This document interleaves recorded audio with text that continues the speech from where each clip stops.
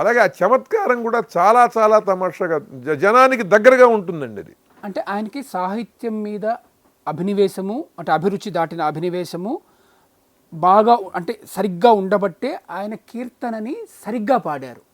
ఆ సరిగ్గా పాడటం కర్ణాటక సంగీతానికి ఒక మంగళాన్నే చేకూర్చింది. మంగళాన్ని అంటే మీరు చెప్తున్నా, నేను 2002, 2003 ప్రాంతంలో ఇక్కడ శిల్పకళా వేదిక ఉంది కదా హైదరాబాద్లో, అక్కడ కిషన్ రావు గారని ఆయన స్పెషల్ ఆఫీసర్గా ఉండేవారు, కమిషనర్గా, మహానుభావుడు.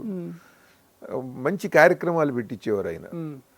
ఆ రోజున మా సాహిత్య కార్యక్రమం ఉంది, బాలమురళి గారిని మేము ముఖ్య అతిథిగా పిలిచాము. ఆయనది ఇక్కడ కచేరీ జరిగింది అంతకు ముందే అక్కడ. ఆయన కచేరీ అయిన తర్వాత మేము ఈ కవులందరం వెళ్ళి చుట్టూ చేరి, నేను అప్పుడు ఆయన మీద ఒక ఆసువుగా ఒక పద్యం చెప్పా.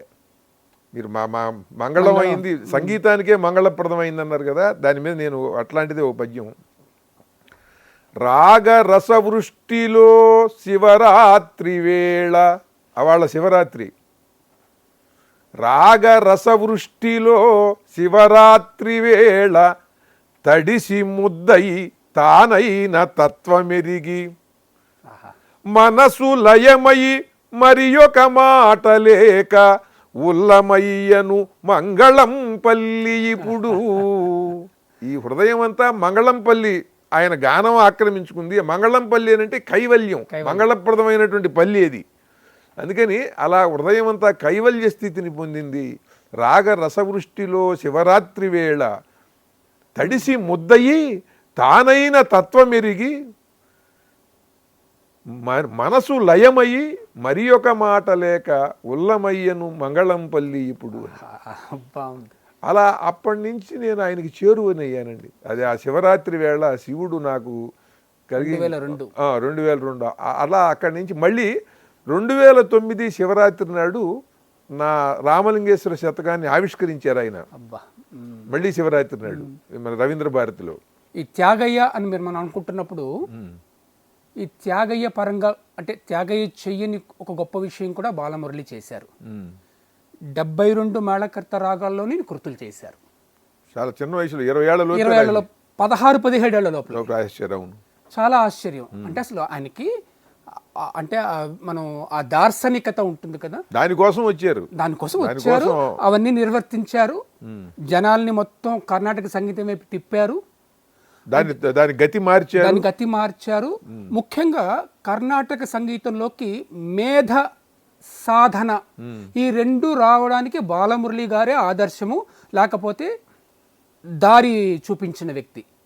ఆయన తర్వాత వచ్చిన వాళ్ళు ఇప్పుడు జేసుదాస్ గారు కానివ్వండి, శేషగోపాలన్, మధురై శేషగోపాలన్ తమిళ్లో, లేకపోతే ఇప్పుడు మన మల్లాది బ్రదర్స్, ఇవాల్టి వరకు చూసుకుంటున్నా కూడా ఒక యువకులు రావడం, చదువుకున్న వాళ్ళు రావటం, ఆ వచ్చిన వాళ్ళు ఒక విద్వత్తు, సాధన, మేధ వాడటం.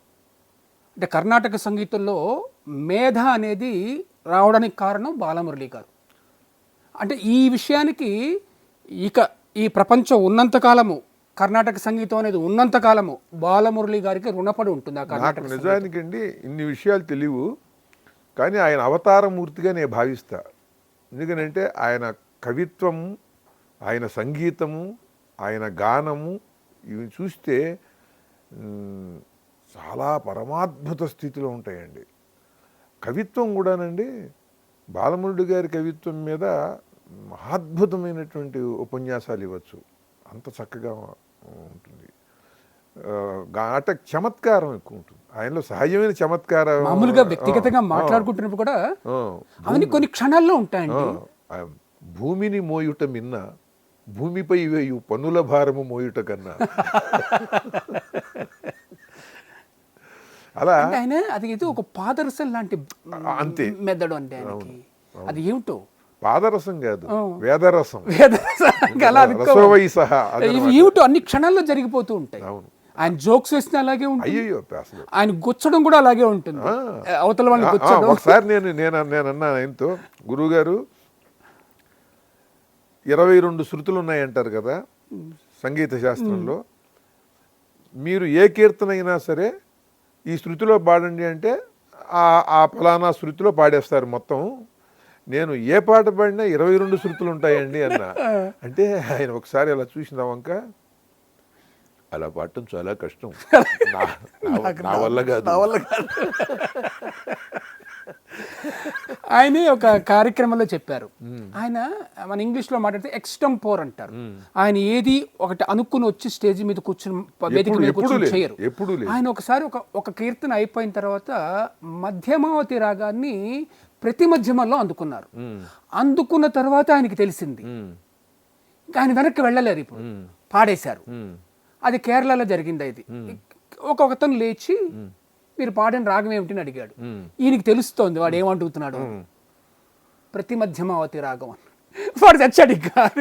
అంటే అంటే సమయస్ఫూర్తికి పరాకాష్ట అండి ఆయన. ఆయన ఏ సినిమా ఏ భాషలో పాట పాడినా సూపర్ హిట్. తమిళ్, కన్నడ, తెలుగు అన్ని పాటలు హిట్లు. ఏ పాట పాడినా సమయస్ఫూర్తి అంటే చెప్తాను. అపూర్వ రాగంగళని ఒక తమిళ సినిమా వచ్చింది. అది మనకు తూర్పు పడమరని తెలుగులో వచ్చింది. ఆ కథాంశమే కొంచెం విచిత్రంగా ఉంటుంది. బాలచందర్ చెప్పగానే విశ్వనాథన్కి చెప్పారు. ఎంఎస్ విశ్వనాథన్ దానికి తెలుగులో తమిళ్లో సంగీత దర్శకుడు. విశ్వనాథన్కి ఏం చేయాలో తెలియట్లేదు, ఈ సినిమా కథాంశం వేరేలా ఉంది. సరే బాలమురళి కచేరీకి వెళ్ళారట విశ్వనాథన్. కచేరీ అయిన తర్వాత వస్తూ లేకపోతే ఒక రేడియో కార్యక్రమానికి వెళ్తే బాలమురళి గారికి నమస్కారం చేసి, ఇలా సందర్భం ఉంది, నన్ను ఏం చేయమంటారు అని. మహతి రాగంలో చేసుకో అని. అంటే గంటన్నరో బాలచందర్ విశ్వనాథన్కి కథ చెబితే విశ్వనాథన్ 2 రోజులు 3 రోజులుగా ఆలోచిస్తూ ఏం చేద్దామో అనుకుంది. ఈయనకి చెప్తే చెప్పి ఆ మరుక్షణం అని చెప్పాడట. మామూలుగా మనకి రాగాల్లో ఔడవ రాగం, షాడవ రాగం, సంపూర్ణ రాగం అని ఉంటాయి. 5 స్వరాలు, 6 స్వరాలు, 7 స్వరాలు. ఇక్కడ ఆ సినిమా సందర్భము కథాంశము అలా కాదు, అంటే మామూలుగా ఉండే విషయం కాదు అది. బాలమురళి గారు 4 స్వరాలతో మహతి అని ఒక రాగం సృజించారు. మహతి 4 స్వరాలు ఉంటాయి. ఆ 4 స్వరాలు ఆయనకు పాడి వినిపించి ఇందులో చేసుకోని చెప్పి వెళ్ళిపోయారు ఆయన. విశ్వనాథన్ ఆశ్చర్యపోయి వచ్చి ఆ 4 స్వరాల్లో ఒక అద్భుతమైన పాఠం చేశారు. అంతే, అతిశయ రాగం అని. మొదటి 2 స్వరాలు అయిపోయింది, మొత్తం పాట అంతా అయిపోయి ఉతికేశాడు ఆయన. చాలా గొప్పగా ఉంటుంది, చాలా గొప్పగా చేసేది, చాలా బాగా పాడారు. విచిత్రంగా ఉంటుంది. అంటే ఏ పాటల ప్రభావము లేదు, ఏ రాగ ప్రభావం కనిపించదు దాని మీద. అంటే ఆయన సమయస్ఫూర్తి చూడండి. ఈ 2 రోజులుగా ఈయన ఆలోచిస్తున్నాడు ఏం చేద్దామని. అంతే కదండి. మరి ఈయనేమి తక్కువవాడు కాదు. ఎంఎస్ విశ్వనాథన్ అంటే మహాగాని గొప్పవాడు ఆయన. విశ్వనాథన్ ఆభోగి రాగానికి చాలా గొప్పగా చేస్తారు. బాలమురళి గారికి కలై కోయిల్ అనే సినిమాలో భలే చేశారు. స్వరాలు తెలియటం వేరు, స్వర లక్షణము అసలు ఆ రాగ సారాన్ని పిండిస్తారు ఆ పాటలో, సినిమా పాటలో. అది దేనికి పనికొస్తుంది అనేది తంగరథం అలాగా బాలమురళికి పాడిస్తున్నారు. ఏం చేయాలి, ఆభోగిని తీసుకొచ్చారు. చాలా అరుదైన రాగం అప్పటికి.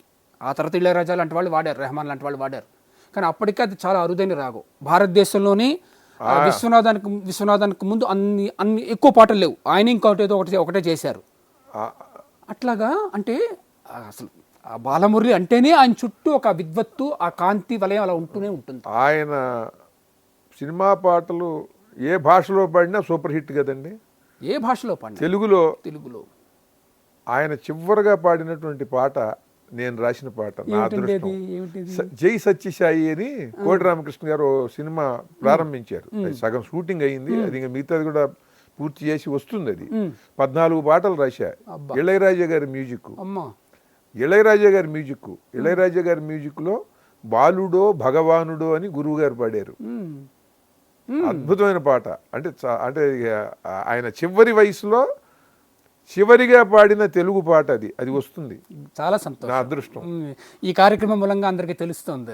ఆ తర్వాత నేను రాసినటువంటి తెలుగు శంఖారావం అని నేను చాలా పాటలు రాశా. దాంట్లోంచి 7 పాటలు తీసుకుని ఆయనే సంగీతం సమకూర్చి ఆయనే పాడారు.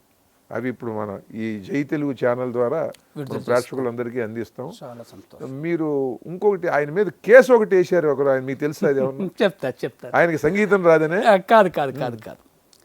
ఆయన విజయవాడలో ఉండి చెన్నైకి వెళ్ళారు. అవును. చెన్నైకి వెళ్ళిన తర్వాత ఆయన ఎప్పుడు కూడా విప్లవం, నేను ముందు చెప్పినట్టుగా ఆయన మనస్తత్వం ఆయన వైప్లవ్యశీల, ఆయన పెను విప్లవం అదే. ఆయన ఆయన అసలు వైప్లవశీలత్వం, ప్రయోగశీలత్వం అయింది. మీరు చెప్తే నేను వినడమా అనేది కాదు, మీరు చెప్పింది తీసుకుంటాను, ఆ రాగం ఏదో శాస్త్రం చెప్పింది, పని నాది అనే వ్యక్తి ఆయన. ఆయన అట్లాగే కొన్ని కచేరీలు చేసి అక్కడ ఆయనకి ఒక వర్గం ఏర్పడిపోయింది బాలమురళి మీద. ఆయన ఒక కొత్తదనం తీసుకొస్తున్నాడు కర్ణాటక సంగీతంలోకి. అప్పటికే సెమ్మంగుడి శ్రీనివాస్ అయ్యర్ ఒక ప్రముఖమైన వ్యక్తి, చాలా గొప్ప వ్యక్తి. ఆయనకు ఒక పెద్ద శిష్యగణం, ఆయనకు ఒక క్షేత్రపాలకుడు అక్కడ. ఆయన శిష్యులు ఏం చేశారు ఆయన్ని, వీడెవడో వచ్చాడండి అంటే, వీడు అనకూడదు, ఆయన ఎవరో వచ్చారు ఆ రోజుల్లో, ఆయన ఎవరో వచ్చారు తెలుగువాడట అంటే, అక్కడ తమిళులు కదా, అసలు అది ప్రాబ్లం వాళ్ళకి అక్కడ.